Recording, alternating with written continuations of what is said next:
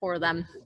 Now, we've pretty much finished up on the shooting portion. I'm going to call them over to say bye, and then I'm going to go ahead and start loading everything onto the computer to show you what we got.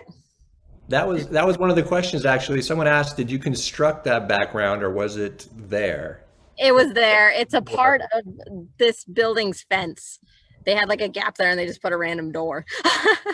Nice, nice. And we have some questions about how you approach live music and the varying lights and situations that we can talk more on in post-production as well. Definitely. I'll give you kind of the whole rundown on that as we're waiting for the photos to load up on the computer. But so the band's not waiting for too long. I'm going to call them over so they can say some last words. And good. So your portion is done. Yes. Thank you so much. Thank you. Have you all go over there and say bye there? Yes. And if you guys want to sit down and watch how I do post-production, just turn the camera off, load the photos on the computer, and you watch them being edited. Oh, that's cool. Hey everyone, thank you so much for coming to hang out and for watching us be super awkward and do photo stuff. We had a lot of fun. We are Fate Destroyed. We love Annabelle. She is the greatest, and we are so fortunate to be a part of this. So thank you guys, and I hope you guys got something out of it. Thank you so much. Everybody's loving you guys in the chat. Thank you. Thanks, guys. Thanks, guys. Good to see you. Perfect.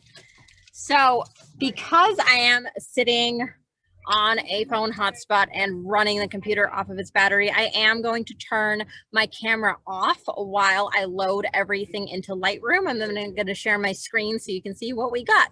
So I'm going to go ahead and turn off the video, but you're still going to be able to hear me, and start loading everything in.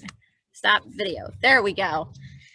So again, whoever has any questions, feel welcome to start shooting them at me, because I'm just going to be loading everything onto the computer.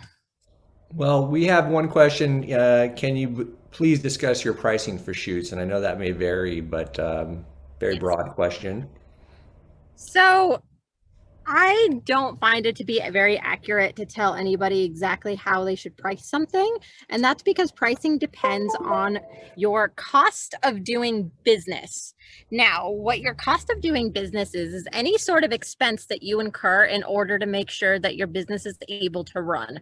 This ranges from any sort of legal fees, such as the licensing you might need, or, you know, your insurance, anything like that, all the way to the equipment that you use, which includes your camera. It can even include the mileage and your, sorry, I'm just typing the band's name here. Apparently I can't multitask as easily. It also includes your mileage, using your car for shoots, anything that you could possibly need for a photo shoot is what expenses you incur. So you need to calculate that. Then you need to calculate your billable hours. What your billable hours are the time that you spend with your clients that you're able to charge for, similar to how a lawyer charges for their service. So part of your billable hours is the time it spends to consult with your clients to make sure that you are able to figure out exactly what they want. It's the time to commute to a photo shoot, the time you spend on an actual photo shoot. And then it's your culling time, your editing time, and any other time you might have with that client that is necessary. And then when you figure that out, you can start calculating what you need to make approximately a year to cover all of your expenses, break that down by how many photo shoots you can feasibly do in a week and how many photo shoots you actually feasibly have coming in. And then you're able to figure out what your hourly rate is or what your package rate is. I personally charge on an hourly basis. I don't actually charge by packages per se. Just moving around in my car for a moment so I can get a good spot to start editing these. But anyways, so that's essentially how you figure out your pricing. What I do for bands specifically is that for bands, my pricing includes a set number of images. It also includes social media content, and it includes the time that I'm going to spend with them. For the most part, my band shoots are about an hour to an hour and a half long, and they include several edited images, some social media candid content, and whatever else they might possibly need. If they want to use the images for, say, an album cover or as merchandise, that's a licensing fee. So as a music photographer, you do need to also figure out what you're going to do in terms of licensing the artwork out and what the band is able to do with it. So hopefully I gave like a little bit of a brief overview on how I price things. That's great. And I think too, the bigger the band, you could have each one chip in a little bit. The bigger the band, the more the money maybe. But Oh, absolutely. And as well as that, usually what I do is, like, for local bands that might be jarred by the price, you can always tell them that if you divide it amongst the band members that you have, say they have 5 band members and you divide it amongst 5 band members, it becomes a lot more reasonable of a fee. But usually the way the bands pay for things is that they actually have a band account, and that's what they utilize. who's the most difficult member of any band when you have to shoot? We know there's the drummer, there's the lead singer. I know you don't want to answer this question, but who is it? It just depends on how much experience you have a photo shoot. I will say that whenever you're doing endorsement images that includes the instrument, the drummer is the hardest. It is the bulkiest instrument. It is the longest to set up, and it's the one that tends to block a lot of the band's actual features, such as their face or their hands, because you don't actually know how to set up. I've shot in drum kits that have so many cymbals around them that it just kind of blocks the whole front. So in terms of logistics, that might be the more difficult one. Or if you're shooting somewhere on location where they can't bring their drums, they'll usually just bring the drumsticks to indicate who they are. And since drumsticks can be very thin and, they're not as prominent as, say, a guitar or a bass, it can be a little bit more challenging in finding a way to photograph that makes it very interesting and kind of competes with the guitars, the bass, the microphone. Yeah, I mean, kind of we had another question that was about live music, and it kind of reminds me that normally the drummer is always, literally in the back and hidden, and in a live shoot, it's hard to get a good shot of the drummer, I imagine. Can you talk about how you approach a live shoot and the challenges within the lighting constantly changing, the fact that everybody's moving around? Do you prefer one over the other? Do you prefer a stationary band shoot all kind of pose, or do you prefer the live thing? What's your kind of take on all that? So I don't have a preference over one or the other because they are just so different that I find them kind of incomparable. The only thing that's comparable is the fact that they're a band. But for live shoots, that's where the capabilities of your equipment really come into play, because as much as, we say that the photographer is the eye and the gear is just the tools that help the photographer's eye, for concert photography, it is so gear oriented that if you don't have the right gear, you are kind of setting yourself up to fail, so to speak, because you need to be able to have equipment that can handle low light. The key to handling low light is lenses with wide apertures and cameras that can handle higher ISO numbers with less noise. So what I usually shoot with concerts is lenses that at minimum open up to a 2.8, but I really prefer the 1.2, the 1.4, and the 1.8 because that allows a lot of light to come in, which makes it a lot easier to handle the rest of your settings, because the difficulty with concerts is not just the lighting or the lack thereof. It's the fact that you are photographing essentially sport in a low light setting when cameras really do need light to photograph any sort of sporting situation. And I call it sporting because of course they're moving around and they're jumping and everything is flying. So for that problem, you need to be able to use equipment that can make the most and maximize the light that you have available. So in order to maximize the light that you have available, you need to shoot with equipment that has a wide aperture, and then of course cameras that can handle a bit higher ISO levels, because you need to make sure that your shutter speed is high enough to be able to freeze a lot of that action and a lot of that movement. So in terms of the lighting, it's different lights and light strobing and changing. That really depends on the venue, because some venues have some constant lights that are constantly on, hence the name constant lights, and then they have the actual color light strobing down, while other venues just have the strobing lights and they go pitch black in between each light change. So it really depends on the venue. The venues such as stadiums and amphitheaters tend to have at least one type of constant light, which makes it a lot easier to shoot. And then you just kind of account for the fact that there might be other lights coming in versus the one that strobes and doesn't have other lights in between each strobe. My big trick for strobes though is this takes a lot of practice. It's not perfect every time, but try to synchronize your continuous shutter where it just keeps shooting with the strobe itself. I know that's a little hard to do, but usually what I do for that is the moment that burst of light hits my eye, I just hold down the shutter and then let it kind of synchronize with the strobe itself. Oh, okay. That's pretty cool. That's a good idea. I plug for Sigma here. All of our prime lenses are f1.4, and with the exception of the 135, which is a 1.8, and we also make a 14 millimeter 1.8, which is the fastest ultra wide angle prime at 1.8. So for a full frame, mirrorless or DSLR. A lot of people use this for astrophotography, but in a concert setting, it would probably be very ideal as well. Absolutely. And so where are you so walk us through your process now. Are you currently going direct from camera to Adobe to Lightroom, just straight plug in from the camera, no card reader or anything? And nope, I'm using a card reader right now. So I always like to have them permanently live on my computer, especially because the moment that I get home and have access to my hard drives and my online backup storage, I will back everything up everywhere that I can. You want to make sure that these photos are perfectly protected.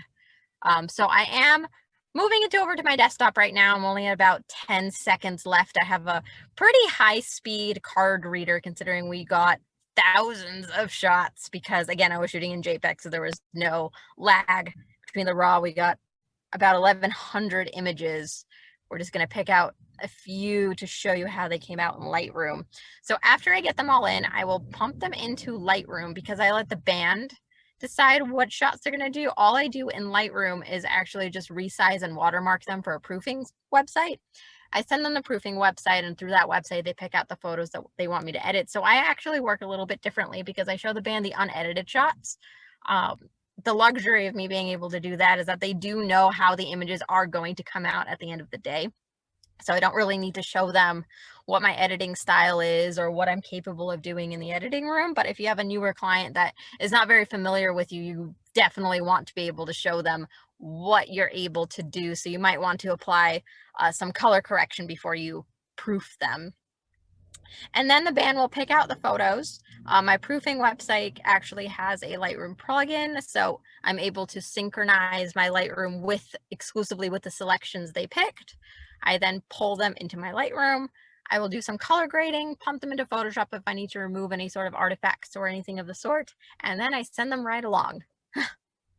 Somebody is asking just how you do that. Are you using, you mentioned the plugin, are you using something like Shootproof or? I'm using Pixie Set. A Pixie Set? Yeah, Horatio is asking, when letting the band decide what shots to use, how do you do that? Show them shots during the shoot, send them previews, as you kind of said you did, or of everything you shot. And I got to follow that up. Do you sometimes get people that the agenda is to pick your favorites where you look the best so that you can do further post-production, but the person says, I want everything just because they're very excited? I know that sometimes there's a balance between how much post-production you want to do. You want to select only the ones that are meaningful, but then sometimes they want everything. Are you comfortable with not so perfect photos going out there, meaning that they have that one first edit for the preview? Well, in that regard, so in general, I don't let a band have absolutely everything because I do have a limit to how many images they can pick. Usually what happens is often you'll come across a band that can't pick out the number of images that you have kind of restricted them to. So I'll usually have them pick out whatever they like, and then I do the final pick, kind of the final call off of whatever number they gave me. But, you know, there's so many different philosophies to being a photographer. You know, there's the different philosophies of I'm the photographer and I'm shooting it for exclusively for the sake of my art. And then there's the photographers who are, well, I'm shooting exclusively for the sake of the art for the client. I've always been a photographer that if I'm shooting for someone else, I want them to pick out what they see useful for them, what they want to happen for them. Even if I don't necessarily agree with the choice that they picked out, at the end of the day, I produce this level of artwork for them, for their purposes. That's essentially why they paid me for it. If I was creating something for myself, I would go ahead and hire a model and work it a little bit differently. But even if it's not, you know, my absolute favorite, if that's something the client loves and that's something they want, that's what I give them. And in terms of how they see it, you know, I feel very like comfy with the way that my unedited shots look. So I really do just show them absolutely everything, especially because sometimes there's some really funny bloopers that they just kind of want for memory's sake and they're not going to go out on the internet. I'm not going to edit them for them. But, you know, photography is also an experience and you want them to have a really good time and you want them to have a good experience. And if they like those cute little bloopers for themselves, why not? Yeah. So long as it doesn't cause you so much post-production to just give them everything like ultra finalized, I guess. Yeah, I will never, I mean, I'm not going to edit 1,000 images. Like, I mean, if they want to pay me per shot, then sure, I'll spend a month on it. But, you know, otherwise, no, I wouldn't. And then usually are you sort of with a band like this, you give the selects, you send them, they select, you send them the web page, they select, you give them the high res finals afterwards, and do you find yourself following up with this very same shoot later on? I need some more from that, or is it more, let's do another shoot? Let's once the shoot is done, is it kind of behind you usually? It depends. It depends on the kind of band and it depends on what they're looking for. I actually just had a client who is from out of state and we shot in Los Angeles about 2 years ago when she was here, and she really loved those photos and she really likes to work with me as a photographer. And of course, due to COVID, she is not able to fly here from the state that she's in, but she found herself in a position where she needed a new shot for her single and didn't have anything to really pull from and wasn't able to shoot where she is. So she kind of looked through the gallery one more time of the shots that we did about 2 years ago and picked out some new ones to use for her single. For that, I do charge for the additional photos, but I also keep everything indefinitely. So if they do want to revisit it, they can. But then there's the bands that are local here who know that they can just hire me for another shoot and get something totally different from the previous work, especially if they're a band that is kind of updating their style or looking a little bit different. So it really just depends on what exactly they need and what exactly they're looking for. That's great. That's great to know. That's very interesting. So I did get the photos up. I'm just going to try and kind of move myself to a point where the sun is just not glaring on my screen so I can show you guys what I'm doing. So give me one moment to kind of move myself. As you can tell, this is very nitty gritty. We are actually on location doing this. Yeah, So it requires a little bit of finagling. kudos to Annabelle, everybody. This is not the norm. She really takes on different approaches to doing a shoot over a Zoom call. It's very unique, and I'm really impressed by it. I just always am. Just to do this on location, there's a million things that can go wrong. So far, fingers crossed, everything's gone right, but that really has gone well so far. And to do it live and to do the post-production live, this is a real treat. I love it. I love it. If I can show what I do, then that's exactly what I want. So I'm bumping you guys into Lightroom right now because I loaded them all in. Can everyone see this? Yes.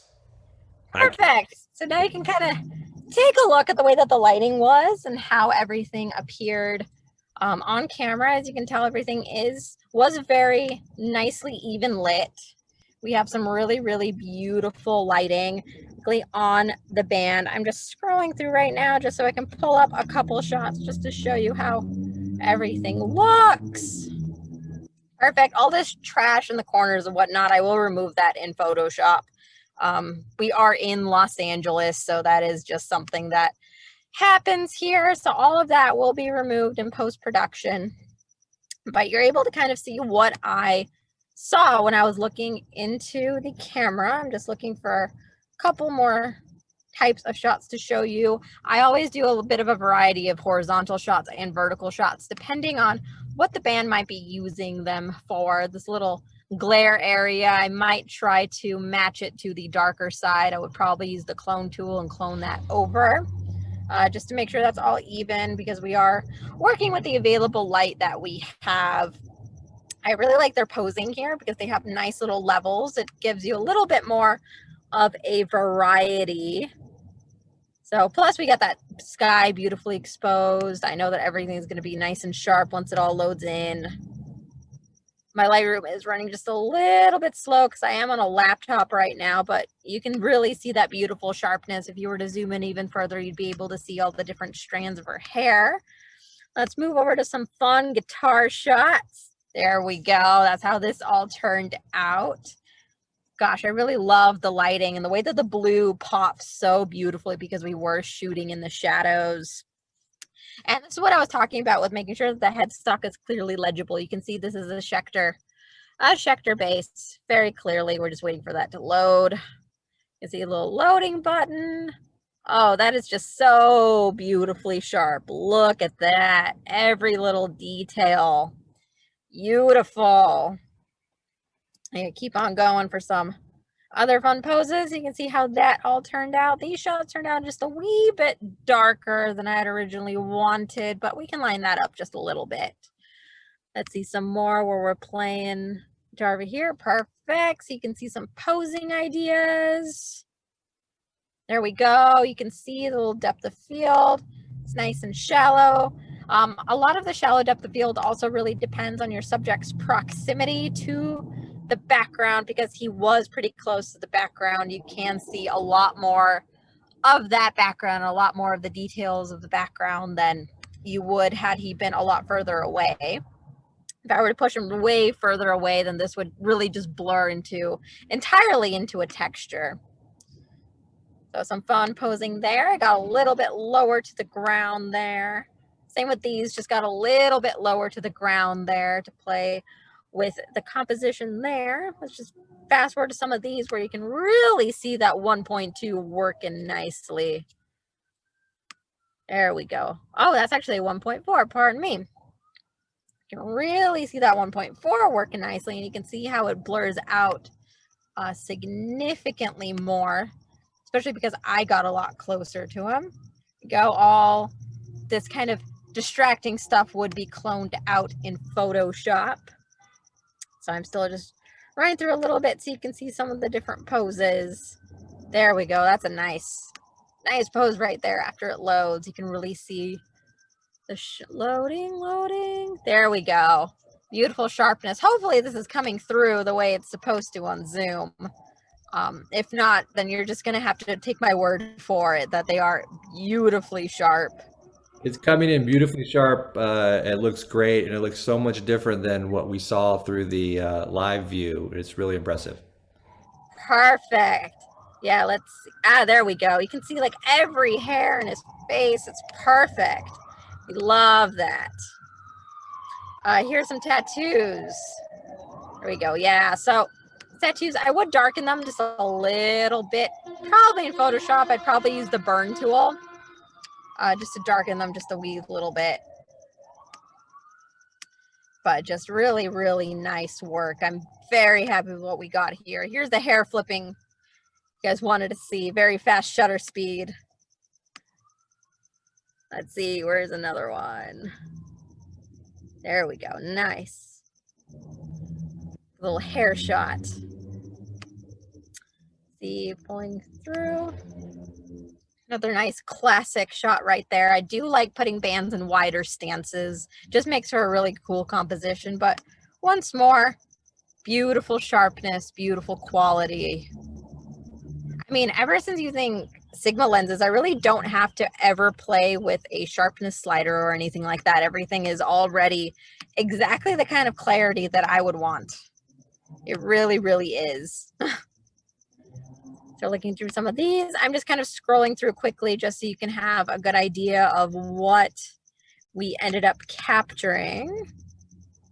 Here we go, we're about halfway through. What is your process for noting a select? I know you're kind of doing a quick run, but do you usually star or do I you? use stars. I use a 5-star on the images that I'm going to use. I just click the 5 on my keyboard and then I'm able to sort by rating. When you go into this view, you can then see it says capture time. You can sort it by rating. So I'll go ahead and I'll star the ones that I like if I'm the one who's picking them. And then just sort it by rating. Again, you can really see even the highlight on her makeup. I mean, this is just phenomenal gear. Absolutely phenomenal. And again, the lighting really was so perfect on her because we were in the shade. And you can see all of her makeup very clearly. You can see all of the hair very clearly. And it's just really, really flattering light. Yeah, that is just beautiful. Her tattoos are very clear. Excellent.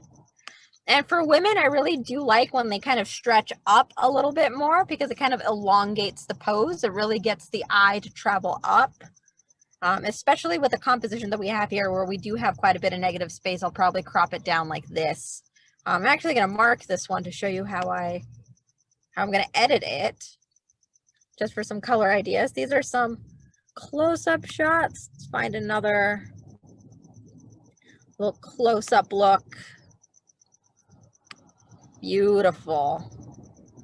Yeah, these just turned out phenomenal. I'm very, very happy with these. And again, just a random corner of a parking lot. So you don't need a whole lot. Oh, and here's what I was talking about on the stretching on the ground. Let me go ahead and just kind of quickly jump over to that because I want to show you the ground perspective. There we go. So I did pull my screen out and I put the camera on the ground for these just because the composition was so cool. I really like the shallow depth of field on the floor itself. I had her stretch her leg out towards me and lean over her knee, especially right there. Kind of lean over. Perfect. Just a cool, fun little pose. Now to jump back to the door that we have going on. These were these shots in that very, very back corner. Of course, I'm gonna have to Photoshop this little bag out. Usually I would have them move it. That was kind of my blunder and not having it moved, but it's a pretty easy clone fix. So we're starting to crouch down. I really do like the crouching compositions because again, there's lots of levels in this shot and you want them to be good levels in the shot so that the audience has something interesting to look at. Here we're a little bit closer. As you can tell, everyone is moving because I do have them move constantly. It's not unusual for me to pick a band member from different shots in the same pose and just Photoshop them in together, as in someone likes their shot from one or likes their face from one shot, someone likes their face from another shot, and we do a little bit of a composite. So we do cheat a little bit there. Here are the pairing up shots. Here's them leaning forward. Really love what this lens does when you lean towards the glass. I never have them come too close to the glass. Just lean a wee bit into it. And again, I just also wanted to mention the beautiful color rendering that you can see from the Sigma lenses. I mean, everything is so vibrant. It's so beautiful. It's so sharp. Honestly, there's going to be pretty minimal work on these, in my opinion. I might just play with the color temperature a little bit to make it a little darker, a little grungier, but not a whole lot needs to be done here. Because again, we got a really, really nice color scheme with the location. And as I was talking about leaning on the fence, this is what I mean by having the leading lines. As you can see that fence, I really did just push my camera up all the way against the fence, so it does blur out into the depth of field and provides these beautiful lines. You can see all the leading lines here triangulate around Francesca, making sure that the viewer's eye goes directly to her. There we go. More beautiful shots. Just the colors are fantastic. It's fantastic, in my opinion anyways. Of course, everything is in the eye of the beholder, but But anyways, I did pick one photo out to show you what I might do for it. I just switch it to rating so I can catch it right over here. Gonna move the zoom window a bit over here so I can that out. I'm gonna punt this back in because we're not gonna use any sort of presets. We're just gonna go ahead and go through our intuitive editing process. So I do really like Lightroom for doing the majority of these adjustments because everything to me is organized in kind of the order that you would generally want to edit. You have your exposure first, then you get into your curves, you get into your color settings, your color grading, and then you get into sharpening, noise reduction, etc., etc. Luckily, beyond color grading, I don't actually need to do anything because these Sigma lenses are so superb right off the bat. So I'm actually going to go ahead, crop this in a little bit like this, maybe bring it up a wee bit. This is a quick and dirty edit. I'm just showing you generally what I would do, but when I do get them picked out, I would do a pretty detailed edit and then send it over to the band to see if that's the edit that they like and if they want me to apply that kind of style to the rest of their shots before I go ahead and apply it to everything else. So right off the bat, I want to cold it a little bit. This, I'm gonna bring the contrast up just a little bit. I'm gonna bring the shadows up a little bit so we see a bit more separation. Maybe exposure a tiny bit down. There we go. Up. Use the whites to kind of bold it just a little bit. I am a little bit at a disadvantage here with my location, the way the sun's beating down, and the fact that I'm using a laptop. Typically, I edit on a desktop with a professional photography monitor that is calibrated for printing. Even though a lot of photos are used in the social media space, I do like them to come out beautiful in print. So when the band does want to print them, we are able to be very positive that it will print beautifully. There we go. Honestly, with the way this shot looks, I probably wouldn't actually do anything more to it. But if you wanted to see how you can play with colors a little bit, let's adjust this just a wee little bit. Making it a bit more orange. Making the purple a bit more of a colder purple in her hair. There we go. You can adjust saturation. I'm going to saturate this just maybe a wee little bit like this because they are a metal band. I am looking for cooler tones. For tones are vibrant, letting that pop a little bit, letting this pop a little bit. Same with this. Now for luminance, I might brighten that up just a little bit. It's primarily around the rib areas where I'm looking when I'm adjusting illumination. See, dark, light, there we go. So a little bit here like this. But really, I do try to shoot in a way that will minimize my editing as much as possible, of course. There we go. But all of these distracting elements, I'm going to pump this into Photoshop and just clone that out nicely so we don't see anything like that. And again, I am shooting in JPEG, by the way, and this is the amount you can push a JPEG edit. See, done. Perfect. I'm going to go ahead and export this to Photoshop so I can show you a little bit more about what I'm going to do to this in Photoshop. And again, you're just going to have to bear with me at the fact that I am in a slight disadvantage on this screen versus my actual desktop computer where I watch everything be calibrated perfectly for printing. Perfect. I'm going to stop the share for a moment so I can switch my screen to Photoshop now that we've exported this. Let's see. There we go. Anyone have any questions while I switch anything out? And I'm getting a question. Do you usually give 8x10 prints, etc.? You mentioned printing. I don't for bands. When I talk about printing, it's if they want to use it for something like a poster or they send it into a magazine that's going to be printed. I want to make sure that it's nicely calibrated, so or the colors are nicely calibrated, so wherever they send it looks really beautiful when printed. And As you open up Photoshop, we'll just kind of decide if it's if it's lagging at all. I know that sometimes Photoshop can be very large, so I know it's not open yet, but if we could just give each other a thumbs up or something. Definitely, we're gonna We can- sincerely hope. Okay, let's. Whew, you guys ready for me to jump into Photoshop? Okay, perfect. Share screen, Photoshop, share. Can everyone see this? We can see it. It looks good. Perfect. Okay, so first thing I do is always make new layers, always work on new layers. I cannot kind of push that enough. Always, always, always work on new layers.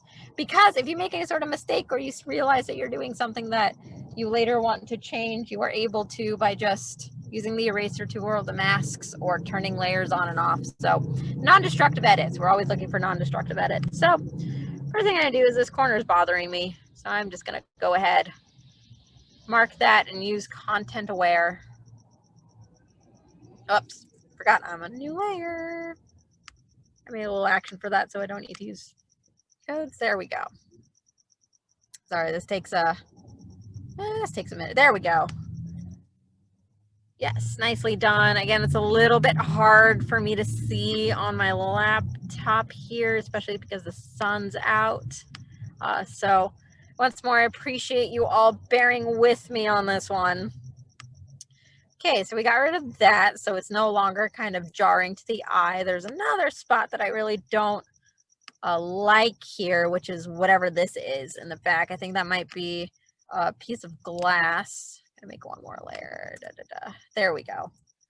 So I'm just gonna go ahead and mark this with the, see if I can click this so you can see what this is. This is spot healing brush tool. Let's see if this will work. So a lot of Photoshop is also problem solving. Not all the tools work perfectly.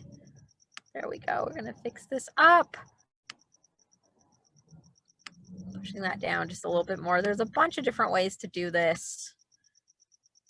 There we go. And then I'm going to use this tool right here, which just duplicates the texture. The texture to put it over here.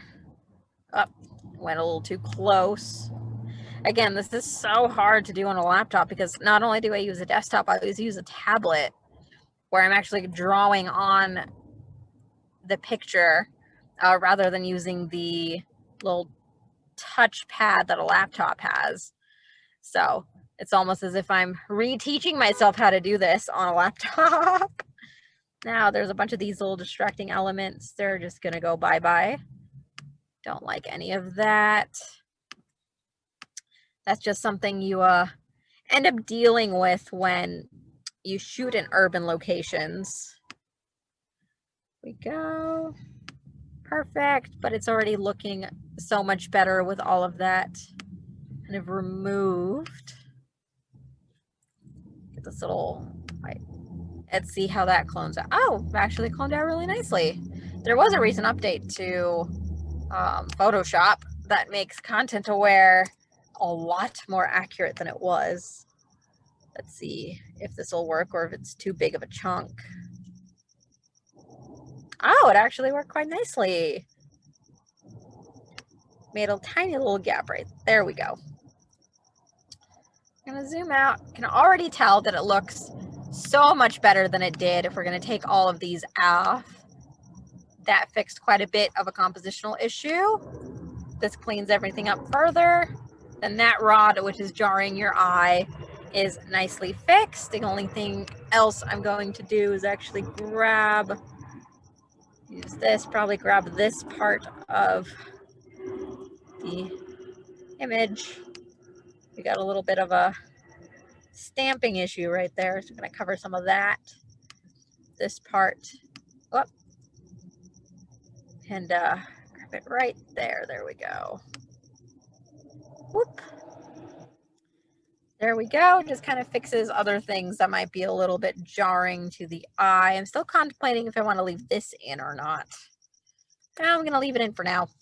But this is generally how I edit my band photos. Again, using the equipment that produces images that I really, really love, and images that look pretty much right off the camera is a really big plus when you're editing. It helps cut down your editing time significantly. Significantly. So there you have it. Does anyone have any questions for me?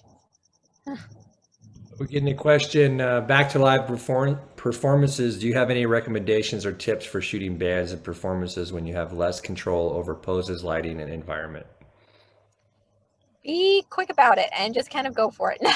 No, I mean, to be totally honest with you, because you are completely out of your control, you can't do anything about the lighting, you can't do anything about the poses.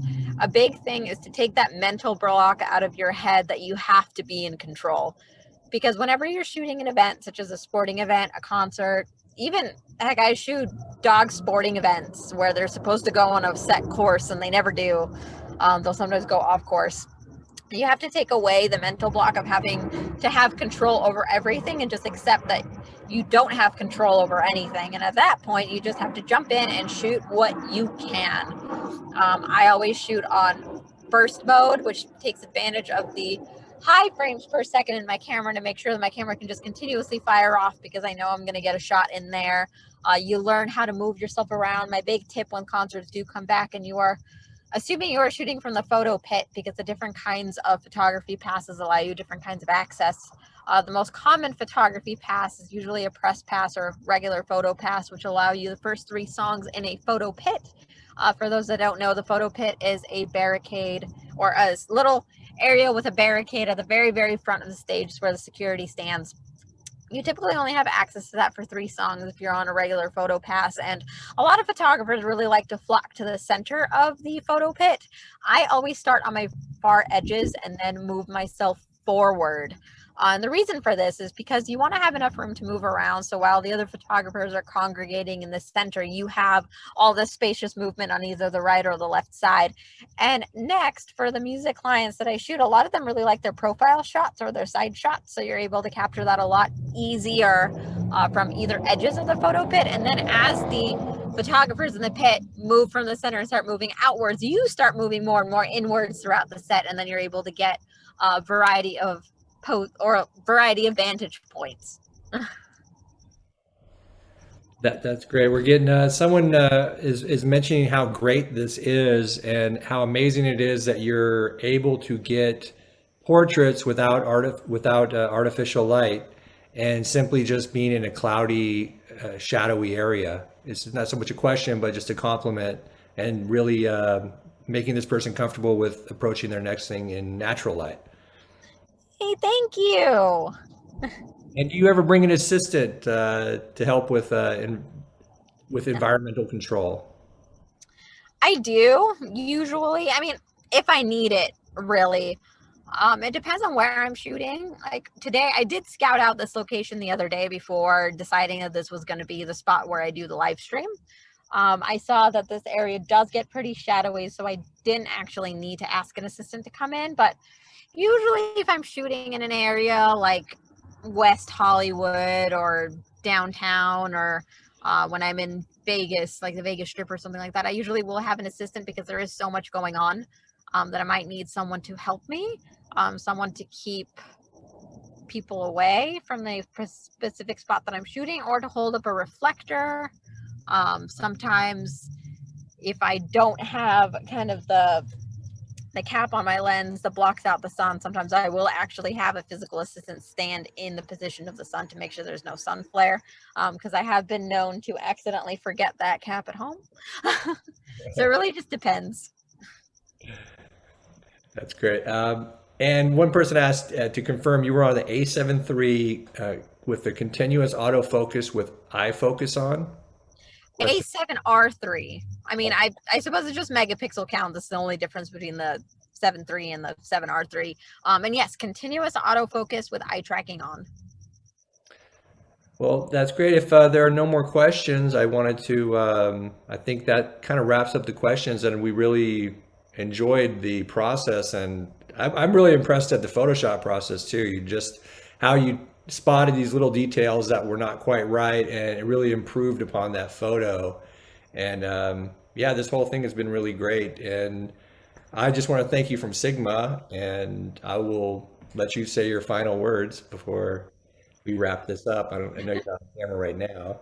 Excuse me, I have a question, but I couldn't figure out how to type it in, so I unmuted myself. There you go. Yeah. So you brought the photo into Photoshop. Now, do you bring it back into Lightroom, or do you just export it from Photoshop? Photoshop is my last process whenever I edit, so I will just export it as the final image. Okay. And as cropping goes, do you just apply the rule of thirds, or how do you approach cropping? Cropping, I could actually talk to you about cropping for hours. Oh, yeah.